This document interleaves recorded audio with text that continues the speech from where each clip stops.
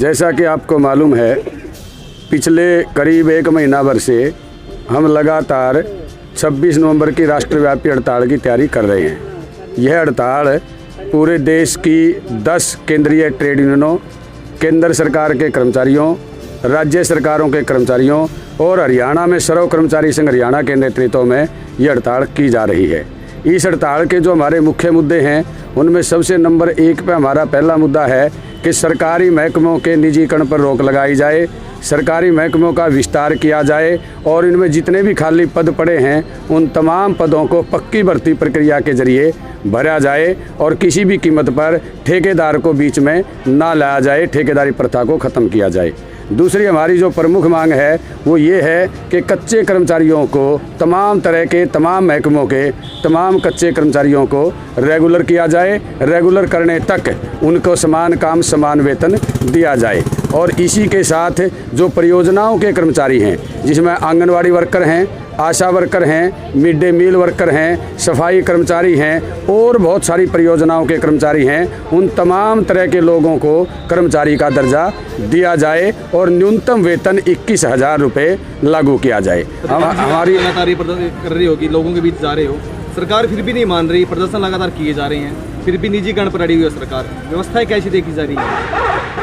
सरकार सुनियोजित तरीके से सरकारी महकमों का निजीकरण करते हुए बड़े बड़े पूंजीपतियों को, बड़े बड़े कारपोरेट्स घरानों को लाभ पहुंचाना चाहती है। और इस तरह की जो आज़ादी के आंदोलन के दौरान उभरी हुई भावनाएं थी, उन भावनाओं के खिलाफ केंद्र की मोदी सरकार, हरियाणा की खट्टर सरकार ऐसा काम कर रही है जो कर्मचारी विरोधी ही नहीं, आम जनता विरोधी है। और इस आम जनता विरोधी घटनाओं के खिलाफ, नीतियों के खिलाफ लगातार सर्व कर्मचारी संघ, CITU, रिटायर्ड कर्मचारी संघ और इनसे जुड़े हुए तमाम तरह के संगठन और जन संगठन इसमें शामिल हैं। आने वाले समय में यदि सरकार आज भी नहीं चेतती है तो आने वाले समय में ये आंदोलन और लंबा होगा, अनिश्चितकालीन हड़तालें तक हो सकेंगी। और सर्व कर्मचारी संघ से 1.5% है।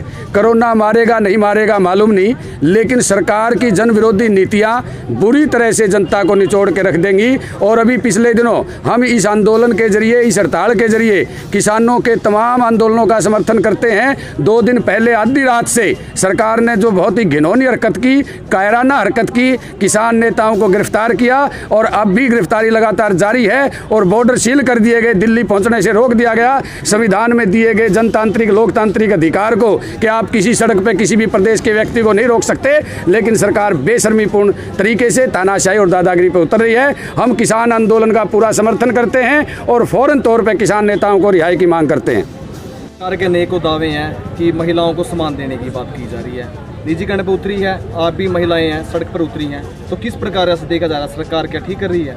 सरकार एक भी काम ठीक नहीं कर रही और महिलाओं को 1% भी कहीं से भी कोई सेफ्टी नहीं मिल रही है। मतलब कहीं भी किसी भी साइड में कहीं भी जाती हैं, महिलाओं के ऊपर शोषण होता है। ये जो सर्विस कर रही हैं, एम्प्लॉइज़ हैं, इनके ऊपर भी बहुत ज़्यादा शोषण होते हैं, लेकिन फिर भी हैं हम अड़े हुए हैं और हम मतलब उनका पुरजोर विरोध करते हैं और उनका सामना भी करते हैं। तो और किस प्रकार से लिया जा रहा है? लगातार प्रदर्शन किए जा रहे हैं, लोगों के बीच पहुंच रहे हो आप भी। हाँ जी, कितनी साथ आई? महिलाएं बहुत ज़्यादा साथ हैं और महिलाओं का हमें पुरजोर समर्थन मिला हुआ। तो लगातार सरकार अपनी जिद पड़ी हुई है और आप अपनी जिद पर? हम भी अपनी जिद पड़े हुए, जब तक सरकार नहीं मानेंगे हमें अपना संघर्ष जारी रखेंगे जी।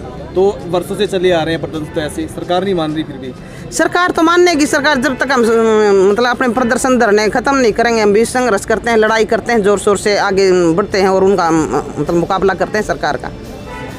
लक्ष्य तो सर ये है हमारा कि आज मजदूर, कर्मचारी और किसान, तमाम जो देश की जनता है वो इस सरकार से दुखी है, क्योंकि महंगाई का सवाल है, निजीकरण का है, जो तमाम जो नौजवान पढ़े लिखे हैं मतलब आज वो सड़कों पर बेरोज़गार फिर रहे हैं, और जो पहले जो सरकारी नौकरियां हैं उनको भी बर्बाद कर दिया है। जो महकमे हैं, जो सरकारी महकमे हैं वो बेचे जा रहे हैं।